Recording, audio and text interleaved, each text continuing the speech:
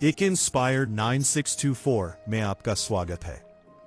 दोस्तों, आज की कहानी केवल एक कहानी नहीं बल्कि जीवन को बदल देने वाला एक संदेश है। यदि आप चाहते हैं कि लोग आपका सम्मान करें, आपकी बात ध्यान से सुने और आपके व्यक्तित्व से प्रभावित हों, तो सबसे पहले आपको अपने मन पर विजय प्राप्त करनी होगी। गौतम बुद्ध ने सिखाया था कि जो व्यक्ति स्वयं पर नियंत्रण कर लेता है उसे संसार की कोई शक्ति पराजित नहीं कर सकती। आज हम बुद्ध की शिक्षाओं से प्रेरित 7 ऐसी शक्तिशाली आदतों की कहानी जानेंगे जो किसी दूसरे को नियंत्रित करने के लिए नहीं बल्कि स्वयं को इतना मजबूत बनाने के लिए है कि लोग स्वाभाविक रूप से आपका सम्मान करें। बहुत समय पहले मगध राज्य के पास एक छोटा सा गांव था। उस गांव में आनंद नाम का एक युवक रहता था। वह मेहनती था लेकिन हमेशा दुखी रहता था। उसे लगता था कि कोई उसकी बात नहीं सुनता। घर में लोग उसकी सलाह को महत्व नहीं देते थे, मित्र उसका मजाक उड़ाते थे और गांव के लोग उसे कमजोर समझते थे। एक दिन उसने सुना कि भगवान बुद्ध पास के वन में अपने शिष्यों को उपदेश दे रहे हैं। आनंद ने निश्चय किया कि वह बुद्ध के पास जाकर ऐसा ज्ञान प्राप्त करेगा जिससे लोग उसकी बात मानने लगे। लंबी यात्रा के बाद वह बुद्ध के सामने पहुंचा। उसने विनम्र होकर कहा, भगवान, मुझे ऐसी शक्ति दीजिए कि लोग मेरी बात माने और मैं सब पर प्रभाव डाल सकूं। बुद्ध मुस्कुराए और बोले, यदि तुम दूसरों पर अधिकार चाहते हो तो पहले अपने मन पर अधिकार करना सीखो। जो स्वयं का स्वामी नहीं, वह किसी का मार्गदर्शक भी नहीं बन सकता। आनंद ने पूछा, मैं अपने मन का स्वामी कैसे बनूं? बुद्ध ने उत्तर दिया, आज से तुम्हारी यात्रा आरंभ होती है। 7 अभ्यास पूरे करो, फिर तुम्हें स्वयं उत्तर मिल जाएगा। अगली सुबह बुद्ध आनंद को नदी किनारे ले गए। वहां जल बिल्कुल शांत था। बुद्ध बोले, इस पानी को देखो।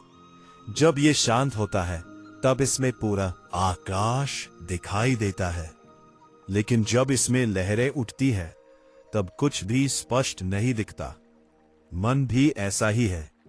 क्रोध, ईर्ष्या और भय की लहरें उठेंगी तो सही निर्णय नहीं ले पाओगे।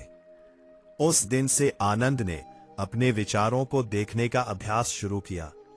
जब भी उसे क्रोध आता, वो तुरंत प्रतिक्रिया देने के बजाय कुछ क्षण शांत बैठता। धीरे धीरे उसे महसूस हुआ कि उसका गुस्सा पहले जितना तेज नहीं रहा।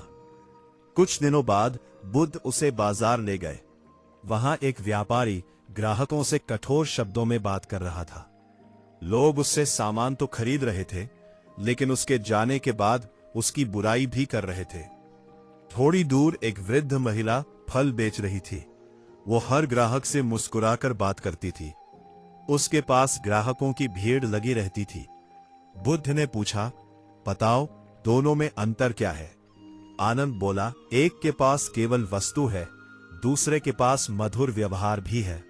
बुद्ध बोले, यही दूसरी शिक्षा है। मधुर वाणी सबसे बड़ी शक्ति है। कठोर शब्द भय पैदा करते हैं, लेकिन विनम्र शब्द विश्वास पैदा करते हैं। आनंद ने उस दिन से अपने बोलने का ढंग बदल दिया। पहले वो छोटी छोटी बातों पर बहस करता था।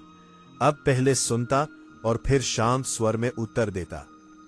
कुछ सप्ताह बाद बुद्ध उसे जंगल में ले गए। वहां उन्होंने एक विशाल बरगद का वृक्ष दिखाया। उन्होंने कहा, यह वृक्ष वर्षों तक बिना शिकायत धूप, वर्षा और आंधी सहता रहा, इसलिए आज यह इतना विशाल है। यदि यह हर तूफान से डरकर झुक जाता तो कभी इतना बड़ा नहीं बनता। आनंद समझ गया कि धैर्य केवल इंतजार करना नहीं बल्कि कठिन समय में सही आचरण बनाए रखना है। समय बीतने लगा।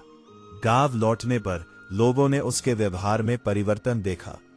जो युवक पहले हर बात पर नाराज हो जाता था, वही अब मुस्कुराकर उत्तर देता था। जो पहले दूसरों की आलोचना करता था, अब उनकी सहायता करता था।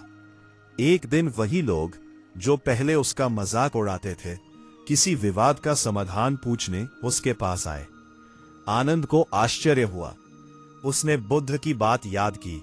सम्मान मांगने से नहीं, अपने चरित्र से मिलता है। उसने समझ लिया कि सच्ची शक्ति किसी को दबाने में नहीं, बल्कि ऐसा व्यक्तित्व बनाने में है कि लोग स्वेच्छा से आपकी बात सुनना चाहे। और तब बुद्ध ने उससे कहा, याद रखो, जो स्वयं को जीत लेता है वही संसार का सबसे बड़ा विजेता है।